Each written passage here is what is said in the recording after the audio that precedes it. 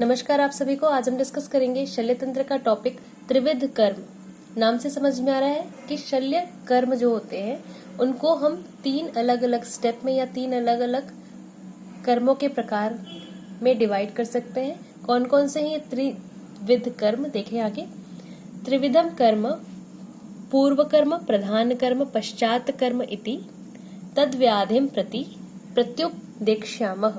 ठीक है, त्रिविध कर्म में 3 कौन कौन से कर्म है, मतलब शल्य कर्म को अगर हमको करना है तो कौन कौन से 3 स्टेप होते हैं, मतलब 3 अलग अलग भागों में इसको डिवाइड किया गया है। पूर्व कर्म प्रधान कर्म पश्चात कर्म इति, मतलब पूर्व कर्म प्रधान कर्म एवं पश्चात कर्म तद व्याधिम प्रति प्रत्युपदेक्ष्यामः। आचार्य सुश्रुत के द्वारा दिया गया ये क्या मतलब है कि जो कर्म होते हैं वो 3 प्रकार के होते हैं, पूर्व कर्म प्रधान कर्म एवं पश्चात कर्म। ठीक है, प्रत्येक व्याधि जो होती है, मतलब जो भी कर्म हम कर रहे हैं, मतलब शल्य कर्म हम जो कर रहे हैं, तो व्याधि के अनुसार या व्याधि के संदर्भ में इन तीनों अलग अलग कर्मों का पालन, मतलब तीनों कर्म जो है उनके लिए जो उपदेश दिए गए हैं उनका पालन करने के लिए कहा गया है। ठीक है, पूर्व कर्म प्रधान कर्म एवं पश्चात कर्म। पूर्व कर्म जो है उसको कहा जाता है प्री ऑपरेटिव प्रोसीजर। इसमें क्या क्या आता है, रोगी की परीक्षा, मतलब जो भी रोगी है उसकी परीक्षा। आगे हम डिस्कस करेंगे कि इसके अंदर क्या क्या आता है। ठीक है, दूसरा पार्ट है या दूसरा इसी में प्री ऑपरेटिव में क्या क्या कर्म है, औषधि चिकित्सा तथा शस्त्र कर्म का योग्य चयन, मतलब जो भी हमको चिकित्सा के लिए औषधि चाहिए उनका, एवं शस्त्र कर्म करना है, शल्य कर्म करना है तो उसमें शस्त्र जो है उनका चयन कि अच्छा ये शस्त्र अपन को चाहिए। संभार संग्रहण, मतलब जो भी चीजें चाहिए, इसमें भी हम डिस्कस करेंगे कि कौन कौन सी चीजें चाहिए, जितनी भी चीजों की आवश्यकता है वो सभी उनका क्या करते हैं, संग्रहण करना।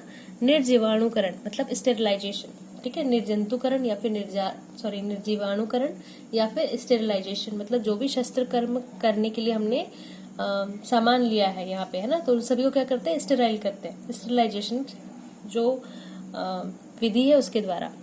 नेक्स्ट है रोगी का आहार विधान।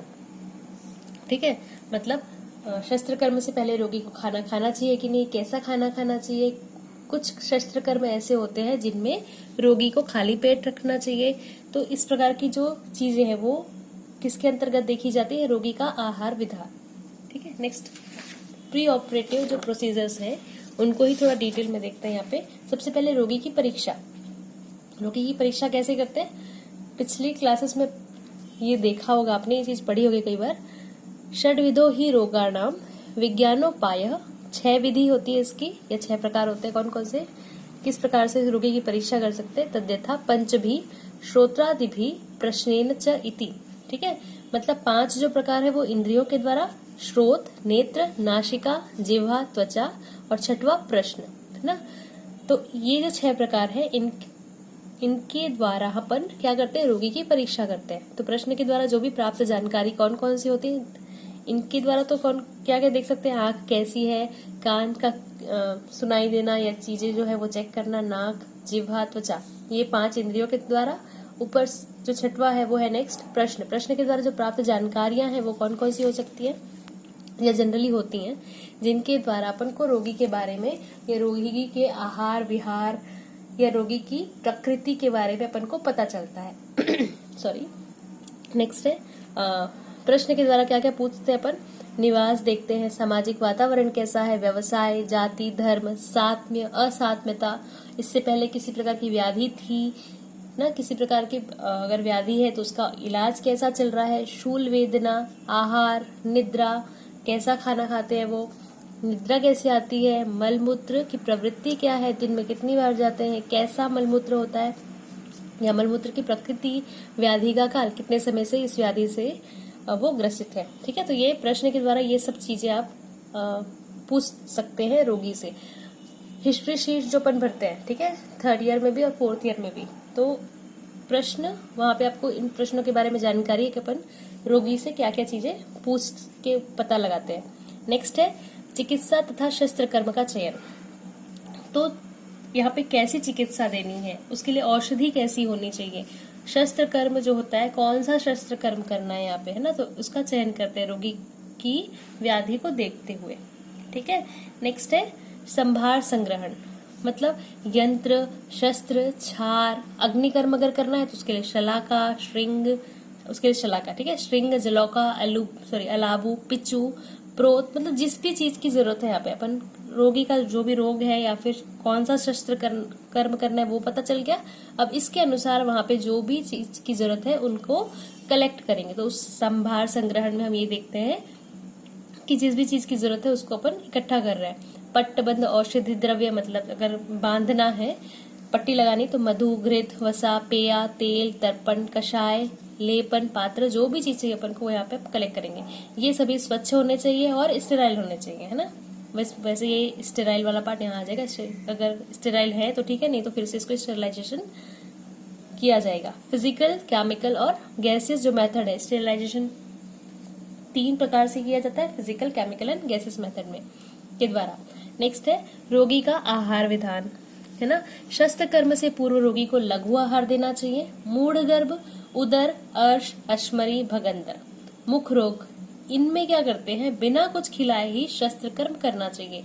ये चीजें आपको पता होनी चाहिए। अगर एक मूवी थी अंकुर गुप्ता, है ना, मर्डर या ऑपरेशन ऑफ अंकुर गुप्ता या मर्डर ऑफ अंकुर गुप्ता, ऐसा कुछ मूवी का नाम है, ध्यान नहीं है। सिर्फ एक इसी रीजन के कारण, है ना, ऑपरेशन जो हुआ वो बिना खिलाई करना था, पर गलती से अगर पेशेंट ने खा लिया था और फिर भी डॉक्टर ने इस बात का ध्यान नहीं दिया, ऐसा कुछ टॉपिक था उस मूवी का। अगर कभी समय मिले तो जरूर देखना। देखते हैं अब प्री ऑपरेटिव के बाद देखते हैं ऑपरेटिव प्रोसीजर। जो प्रधान कर्म है हमारा, प्रधान या मूल कर्म जो है शस्त्र कर्म में, वो क्या होगा, शस्त्र कर्म करना। इसमें क्या क्या करते हैं अपन, शस्त्र कर्म के समय सावधानी रखेंगे। जो जिस भी प्रकार की सावधानी उस शस्त्र कर्म के समय रखनी चाहिए उनको अपन देखेंगे कि कौन कौन सी सावधानी होती है ना। भेदन कर्म करेंगे, भेदन की दिशा पता होनी चाहिए। भेदन कर्म करने के लिए उपयुक्त स्थान मतलब कहाँ से भेदन करना है, उसका प्रकार कैसा है, वो सारी चीजें पता होनी चाहिए। भेदन की दिशा पता होनी चाहिए, ठीक। भेदन की दिशा के साथ मतलब किस साइड से दिशा, या फिर भेदन मतलब क्या होता है, इंसिजन लगाना होता है ना, तो उसकी दिशा पता होनी चाहिए। फिर स्थान पता होना चाहिए, दिशा मतलब डायरेक्शन, है ना। जैसे कि अगर थोड़ा सा डिटेल में जाए इसके, ये क्वेश्चन भी आपका वाइवा का है, यहाँ ये पूछा जाता है कि किस दिशा में अपन भेदन करते हैं, इंसिजन किस दिशा की से लगाते हैं अगर अपन को किसी प्रकार का शस्त्र कर्म करना है तो। शल्य कर्म, है ना, ये शस्त्र कर्म बोले तो ये होती है अनुलोम दिशा बोलते हैं इसको, ठीक है। शस्त्र जो होते हैं अनुलोम मतलब अगर आपके हाथ में या पैर में, अगर नॉर्मली अपन बात करें तो जैसे हाथ है ना, तो जो बाल होते हैं हाथ के, रोम होते हैं, मान लीजिए इस है ऐसे इस साइड पे, तो इधर से इधर है ये, तो इसी की दिशा में अपन यहाँ से इस साइड देंगे, है ना, इंसिजन। ये चीज आपको वाइवा में पूछा जा सकता है, ठीक है हमारे। खैर चलिए आगे। फिर नेक्स्ट होता है भेदन कर्म हेतु उपयुक्त स्थान, मतलब आपको पता होना चाहिए जिस जिस स्थान पे दोष है, मतलब जो पस होगा उसकी गति पता होनी चाहिए, किधर है उभार, कहाँ पे एलिवेटेड हुआ है वो रोग, या फिर जहाँ पे अपन को भेदन कर्म करना है वो सारी चीजें आपको पता होनी चाहिए। फिर प्रतिभेदन, प्रतिभेदन मतलब एक अगर व्रण बन गया है, ठीक है, अगर पूरी तरीके से वो व्रण की शुद्धि नहीं है, मतलब पका नहीं है वो अभी तक, तो क्या करते हैं दूसरे तरफ से, ये चीज आप भगंदर में देखेंगे, अगर वो पूरी तरीके से पका हुआ नहीं है तो क्या करते हैं दूसरी तरफ से अपने दिमाग का यूज करके, है ना, ये इसलिए क्लिनिकल जो नॉलेज है वो प्रैक्टिकल नॉलेज बहुत इंपॉर्टेंट होती है, तो अपना दिमाग का यूज करके क्या करते हैं दूसरी तरीके से या दूसरी तरफ से एक व्रण का निर्माण करते हैं और फिर उस जो मुख्य व्रण है वहां तक पहुंचते हैं। तीसरा है छेदन, ठीक है, छेदन में भी आपको पता होना चाहिए कि किस प्रकार का छेदन करना है ना, चंद्रमंडलाकार छेदन करना है, अर्ध चंद्रमंडलाकार करना है, तिर्यक छेदन करना है, ये चीज पता होनी चाहिए। फिर रक्त का महत्व पता होना चाहिए कि बहुत ज्यादा अगर ब्लीडिंग हो रही है तो क्या करें, उस ब्लीडिंग को रोकने के लिए क्या करना चाहिए, है ना। तो रक्त का महत्व मतलब जो भी है, मूल जो है वो रक्त होता है, तो ये पता होता है। तो बहुत ज्यादा अगर ब्लीडिंग हो रही है तो उसको रोकने के लिए क्या करना चाहिए, ये पहले तो पता होना चाहिए कि रक्त को रोकना है, ब्लीडिंग ज्यादा हो रही है उसको रोकना है, तो रक्त स्तंभन का तरीका पता होना चाहिए कि कैसे कैसे अपन क्या कर सकते हैं, ब्लड को या ब्लीडिंग को रोक सकते हैं। फिर जब शल्य कर्म जो हमारा कार्य था, ठीक है, वो अगर पूरा हो गया है, शल्य कर्म अगर पूरी तरीके से हो गया तो उसके बाद उसको पैक करने के लिए क्या करते हैं, सीवन कर्म, है ना। फिर नेक्स्ट है तुम्हारा पोस्ट ऑपरेटिव। ये शस्त्र कर्म या शल्य कर्म होने के बाद अपन क्या करते हैं, पश्चात कर्म। क्या कार्य हो गया, अब प्रधान कर्म के बाद क्या करना है, पश्चात कर्म। रोगी का निवास तथा शयन स्थिति, कि अब वो कैसे माहौल में रहे, जो उसका निवास है जहाँ वो रहेगा वो कैसा होना चाहिए, बहुत उसके लिए अनुकूल होना चाहिए, किसी प्रकार की कोई प्रॉब्लम नहीं होनी चाहिए वहाँ पे, ठीक है। प्रधान कर्म के बाद रोगी का पथ्य का ध्यान रखना चाहिए, आहार विहार का, व्रण की देख रेख से संबंधी जो भी उसको प्रॉब्लम होगी उन सभी को अपन पोस्ट ऑपरेटिव में देखते हैं, ठीक। तो निवास कैसा होना चाहिए, जो भी व्रणितागार बोलते हैं, है ना, या वार्ड बोलते हैं ना, तो वहाँ पे व्यवस्था जो होती है वो अच्छी होनी चाहिए, अच्छी भूमि होनी चाहिए, सब कुछ मतलब उसके लिए अच्छा होना चाहिए, अनुकूलित होना चाहिए। सोने के लिए जो बिस्तर होता है वो भी क्या होना चाहिए, मतलब आरामदायक होना चाहिए, सारी सुविधाएं होनी चाहिए। व्रण बंधन में देखेंगे आप कि जो भी शस्त्र कर्म किया गया है तो तीसरे दिन पट्टी खोल करके क्या करते हैं, कषाय द्रव्य से उसको फिर से शोधन करते हैं, मतलब ड्रेसिंग एक प्रकार से, है ना। तो तीसरे दिन पट्टी खोलते हैं। ये इसका भी प्रकार होता है कि कौन कौन सी जो शस्त्र कर्म है उसमें तीसरे दिन खुलेगी, किसी किसी में क्या होता है कि 5वें दिन खुलते हैं, किसी में 7वें दिन खुलते हैं, है ना। तो तीसरे दिन के बाद जो होती है वो वात दोष या फिर हेमंत काल में तीसरे दिन पे खोल देते हैं। और अगर उत्तम बल का है ना, तो तीसरे दिन में खोलते हैं। तो ये चीज आपको जब बुक पढ़ेंगे आप तो वहाँ पे आपको बहुत ज्यादा डिटेल में मिल जाएंगे। जैसे बहुत ज्यादा डिटेल में इससे भी क्वेश्चन नहीं पूछा जाता, यहाँ पे भी क्वेश्चन आपको शॉर्ट नोट में ही पूछा जाता है, त्रिविध कर्म, ठीक है।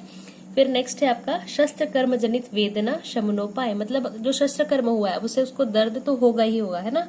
तो उसका शमन कैसे करें, मतलब उसके शमन के लिए आपको उपाय करने होंगे, ठीक है।